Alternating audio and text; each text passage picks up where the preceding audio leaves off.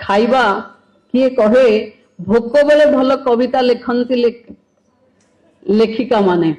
भावुचे 1:30 बेले समस्त पेट में भोक थी अच्छी ना तमने आपण कलम कागज थिले गोटे भल भल कविता लिखि सारते देखो मु केबे धृष्टता करिबिनी कि आपणक पाखे जो शब्दर जुआर अच्छी जो भावनार लेखनी अच्छी जो सहृदयता अच्छी घरर परिपाटीर निज समाजर अभाव असुविधा को बुकुरे चापी रखी जे कलम रे लिखि दिए से हेले आपण माने समय समय जाए अनेक लोक ताकू पढ़ी विभिन्न संघर्ष सहित लड़िवा पाई गोटे बाट पाती मोर थर मन अच्छी मु समाज कल्याण बोर्ड रो चेयरमैन होता है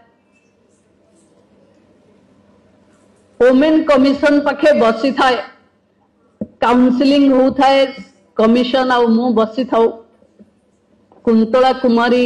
सावतंकर बोधे गोटे लेखा से एठी गोटे पड़ी थिला ताधरे से लिखी थिले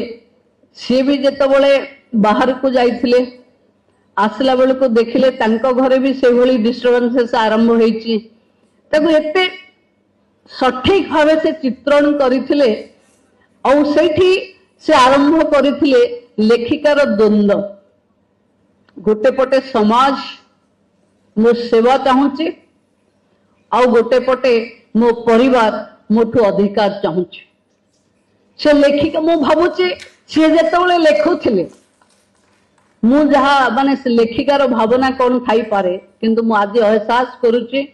सेतबले से भाबिथिले जे मो परिवार जदि ये अधिकार आउ कहा को दे सारलानी ताले मु समाज पई बाहरी जिबा दरकार तेणु से परिवार को अधिकार को आखि मजी दे निजे समाज पई समर्पित हेले तेणु एमती भावना बेले बेले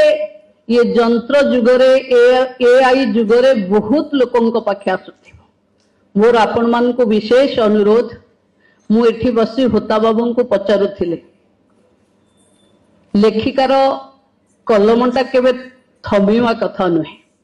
जदि आपंक आम भिडी भल लगा तेब आम चैनल को लाइक शेयर और सब्सक्राइब करने को जमा भी भूलु नहीं।